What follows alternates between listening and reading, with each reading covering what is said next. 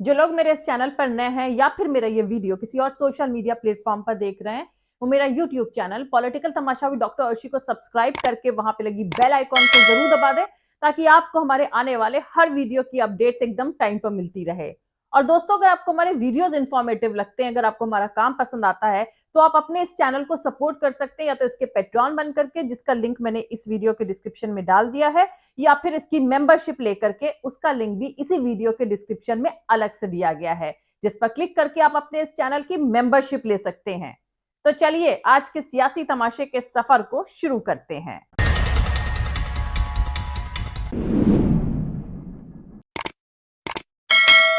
Party और चुनाव निशान पर पाबंदी, सभी बड़े नेता जेल में या चुनाव लड़ने से रोक दिए गए, कईयों को डरा धमकाकर चुप करा दिया गया, तमाम पैतरे अपनाए गए, फिर भी इमरान खान की पार्टी पहले नंबर पर बनी हुई है।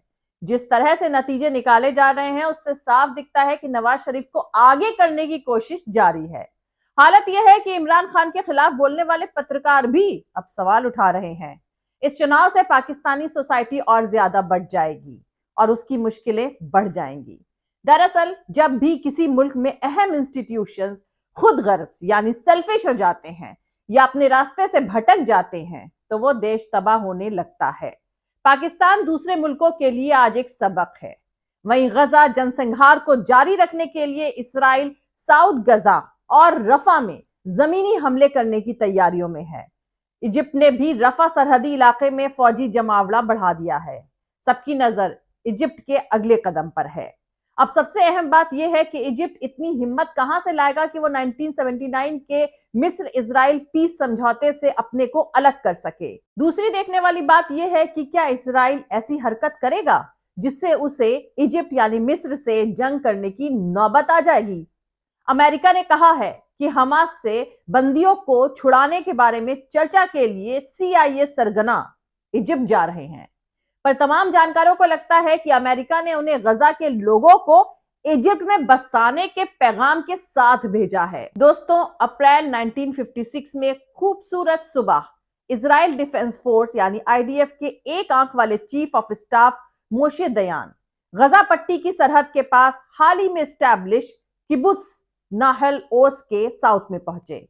दयान 21 साल के रोई रोडबर्ग के फ्यूनरल यानी अंतिम संस्कार में शामिल होने पहुंचे थे, जिनकी पिछली सुबह फिलिस्तीनियों की तरफ से हत्या कर दी गई थी, जब वो घोड़े पर सवार होकर खेतों में गश्त कर रहे थे।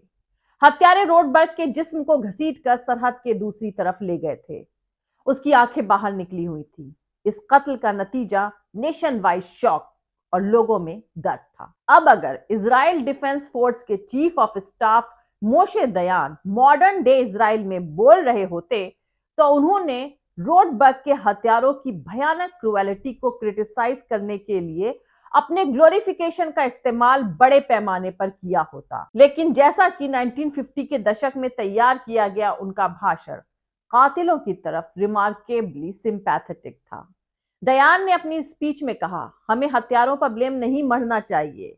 8 साल से वो गजा में रेफ्यूजी कैंप्स में बैठे हैं और उनकी आंखों के सामने हम उन जमीनों और गांव को अपनी प्रॉपर्टी में बदल रहे हैं जहां वो और उनके पिता रहा करते थे। दयान तबाही के लिए अरबी में नकबा की तरफ इशारा कर रहे थे। जब 1948 में इजराइल की जीत के चलते ज्यादातर फिलिस्तीनी अरबों को एग्जाइल में भेज दिया गया था। कई लोगों को जबरन गजा में रिलोकेट कर दिया गया था, जिनमें उन कम्युनिटीज के रेजिडेंट्स भी शामिल थे जो इवेंचुअली अब सरहद पर यहूदी शहर और गांव बन गए हैं। दयान शायद ही फिलिस्तीनी मुद्दे के सपोर्टर थे। 1950 यानी 1950 में दुश्मनी हल्की होने के बाद उन्होंने सरहदी शहर अल मजदल, जो अब इजरायली शहर अश्कलोन है, उसमें बचे हुए फिलिस्तीनी कम्युनिटी के डिस्प्लेसमेंट को ऑर्गेनाइज किया था। तब दयान को एहसास हुआ कि कई यहूदी इजरायली इसे एक्सेप्ट करने से इनकार करते हैं, फिलिस्तीनी नकबा को कभी नहीं भूलेंगे या अपने घरों को लौटने का ख्वाब देखना बंद नहीं करेंगे। दयान ने अपने कमेंडेशन में ऐलान किया, हमें उस नफरत को देखने से नहीं रोकना चाहिए जो हमारे आसपास रहने वाले सैकड़ों हजारों अरबों की जिंदगी को भड़का रही है और भर रही है। यह हमारी जिंदगी की पसंद है। तैयार और आर्म्ड रहें।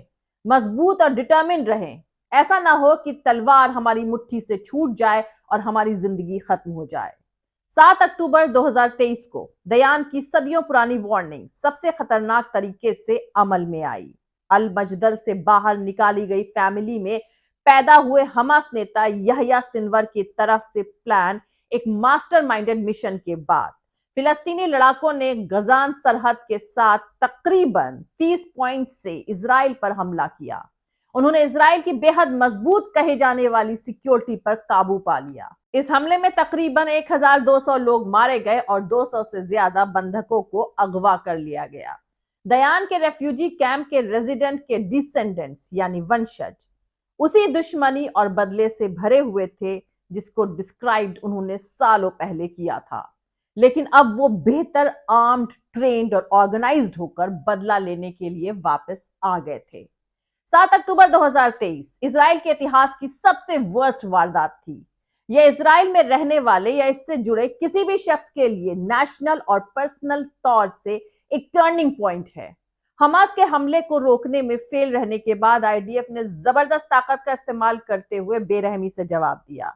हजारों फिलिस्तीनियों को मार डाला और पूरे गजान इलाके को तबाह कर दिया।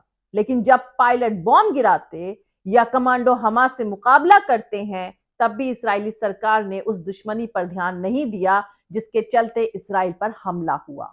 या कौन सी पॉलिसीज हमास के दूसरे हमले को रोक सकती है? इसकी चुप्पी इजरायली प्रधानमंत्री बेंजामिन नेतन्याहू के इशारे पर आई है, जिन्होंने जंग के बाद का विजन और ऑर्डर लेने से इनकार कर दिया है। नेतन्याहू ने हमास को तबाह करने का वादा किया है, लेकिन मिलिट्री फोर्स से परे उनके पास हमास को खत्म करने की कोई स्ट्रैटेजी मौजूद नहीं है।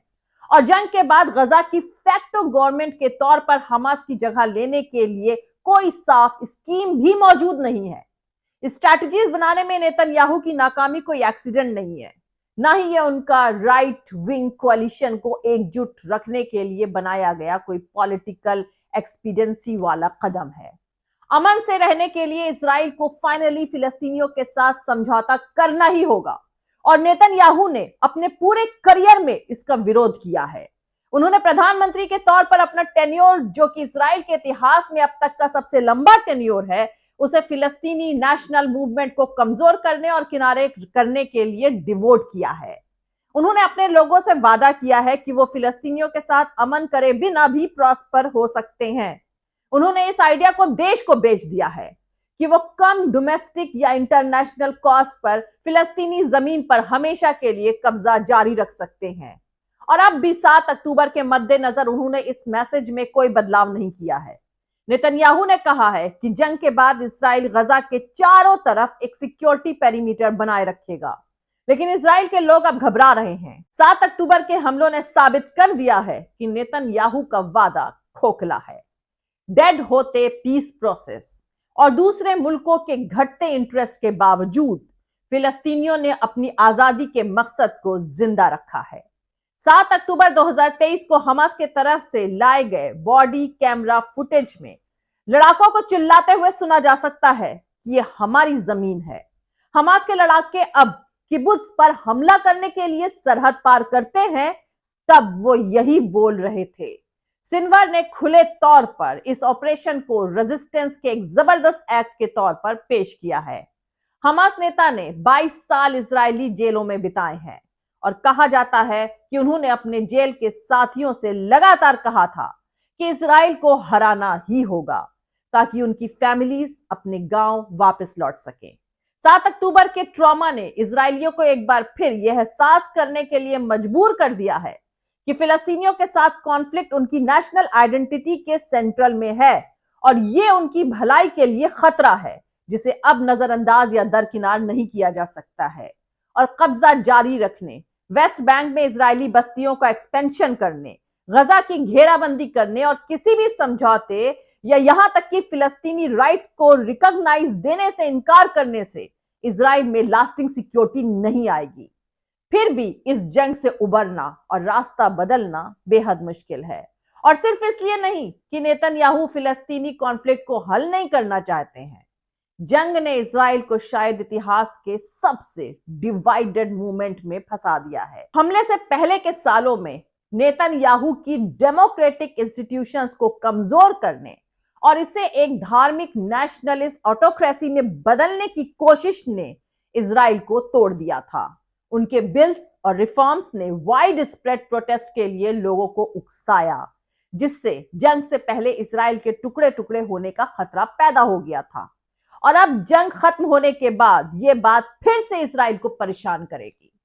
हकीकत में नेतन्याहू के सियासी वजूद को लेकर लड़ाई 7 अक्टूबर से पहले के मुकाबले में और भी ज्यादा तेज हो चुकी है।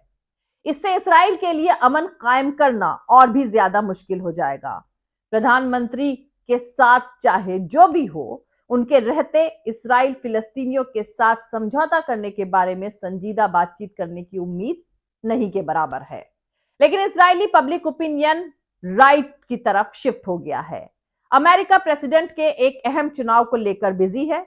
आने वाले वक्त में एक मीनिंगफुल पीस प्रोसेस को फिर से शुरू करने के लिए बहुत कम एनर्जी और मोटिवेशन देखने को मिल रहा है।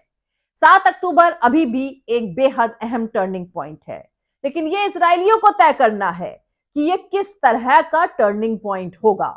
अगर वो फाइनली इजराइल डिफेंस फोर्स के एक आंख वाले चीफ ऑफ स्टाफ मोशे दयान की वार्निंग पर ध्यान देते हैं, तो इजराइल के लोग एक साथ आ सकते हैं और फिलिस्तीनियों के साथ अमन और डिग्निफाइड कोएग्जिस्टेंस का रास्ता प्रपोज कर सकते हैं। लेकिन अब तक के इंडिकेशंस यही है कि इसके बजाय इजरायली आपस में लड़ते रहेंगे और इंडेफिनिट वक्त तक कब्जा बनाए रखेंगे। ये 7 अक्टूबर इस्राइल के इतिहास में एक डार्क एज की शुरुआत बना सकता है, जिसकी कैरेक्टरिस्टिक और ज्यादा बढ़ता वायलेंस होगा। इस तरह का हमला कोई एक बारगी इवेंट नहीं है, बल्कि आने वाले वक्त का एक पैगाम है। अगर इस्राइली फिलिस्तीनियों को इग्नोर करना जारी रखते हैं और उनके एस्पिरेशंस, उनकी कहानी और यहां तक कि उनकी मौजूदगी को भी रिजेक्ट करते हैं, तो वो स्टेबिलिटी की उम्मीद नहीं कर सकते हैं। दयान की सदियों पुरानी वार्निंग से इस्राइल को यही सबक सीखना चाहिए था। अगर वो एक रहने लायक और रिस्पेक्टफुल कोएग्जिस्टेंस चाहते हैं, तो इस्राइल को फिलिस्तीनियों और एक दूसरे तक पहुंचना चाहिए।